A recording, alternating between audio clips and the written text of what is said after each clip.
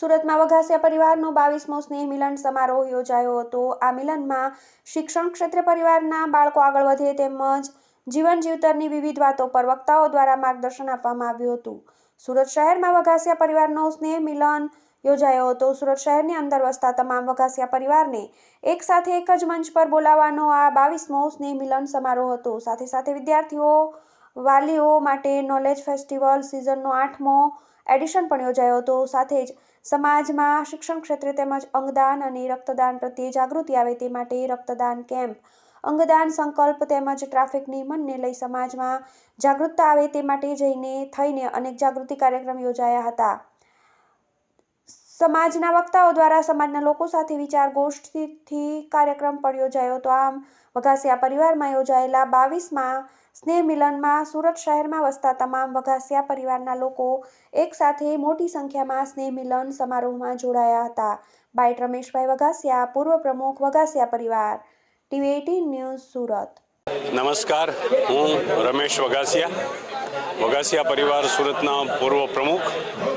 આજે ખૂબ આનંદનો અવસર છે કે વઘાસિયા પરિવાર દ્વારા સુરતના આંગણે 22મો સ્નેહ મિલન સમારોહ અને નોલેજ ફેસ્ટિવલની સિરીઝનો 8મું એડિશન આજે શુભારંભ થયો। સવારે 9 વાગે બિઝનેસ એક્ઝિબિશનનો શુભારંભ કરીને બિઝનેસ કરતા નવા થનગનતા યુવાનોને માર્ગદર્શન મળે તે માટે અને એક બિઝનેસનું સારું પ્લેટફોર્મ મળે તે માટે બિઝનેસ એક્ઝિબિશનનો શુભારંભ થયો।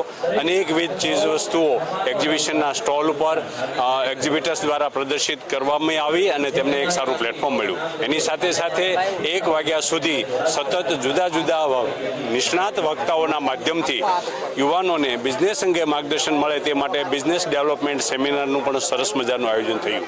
એ સેમિનારના અંતે અન્ય પરિવારો જે વઘાસિયા પરિવાર સિવાયના પરિવારો હોય તેમના પ્રમુખ, મંત્રી અને હોદ્દેદારોને આમંત્રણ આપીને અન્ય પરિવાર સાથેનો સંવાદ, ચર્ચા વિચારણા અને વિચાર ગોષ્ઠીનું આયોજન કરવામાં આવ્યું, જેના અંતર્ગત અન્ય એકાબીજા પરિવારો સાથે સંકલન સાધીને પ્રોબ્લેમ્સ ના થાય અને નાના મોટા પ્રશ્નોનો ઉકેલ કરીને એકાબીજાને ઉપયોગી થવાય એવું થયું।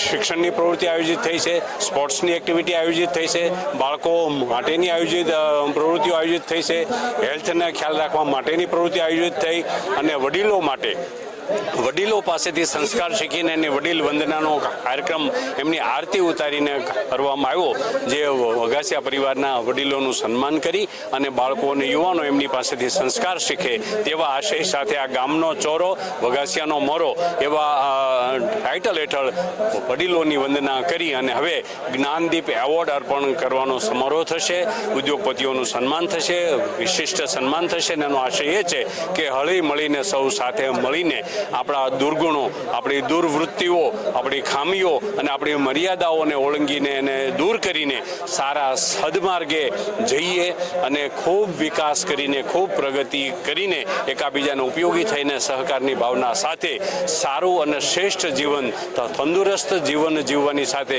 સુખી જીવન સૌ જીવે એવો સંદેશો આજે આ વઘાસિયા પરિવારના 22મા સ્નેહ મિલન સમારોહ પ્રસંગે આપવાનો પ્રયાસ થયો છે। આવનારા સમયમાં ડ્રગ્સ, દારૂ, તંબાકુ જેવા વ્યસનોથી આપણા યુવાનો દૂર રહે એ ખાસ આવશ્યકતા છે। એટલે એની ઉપર ભાર મૂકીને આવા દુર્ગુણોને દૂર કરીને વાંચન, શિક્ષણ, સમજણ, જ્ઞાન પ્રાપ્તિ અને શિક્ષણ પ્રાપ્તિ સાથે પોતપોતાના ક્ષેત્રમાં જીવનની શ્રેષ્ઠતમ ઊંચાઈઓ સૌ પ્રાપ્ત કરે એવી અભિલાષા સાથે આજનો અમારો આ વઘાસિયા પરિવારનો સ્નેહ મિલન અને નોલેજ ફેસ્ટિવલ સંપન્ન થશે। જેમણે સહકાર આપ્યો છે એમનો તમામનો ખૂબ ખૂબ આભાર વ્યક્ત કરી વિરમું છું। Thank you.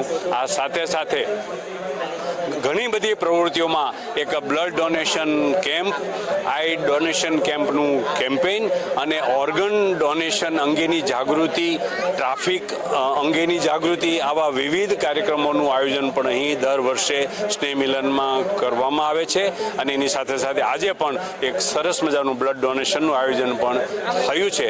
આ પ્રવૃત્તિમાં સહયોગ આપનાર અને સામેલ થનાર સૌને સુખી જીવનની શુભકામનાઓ સાથે વિરમું છું। Thank you very much.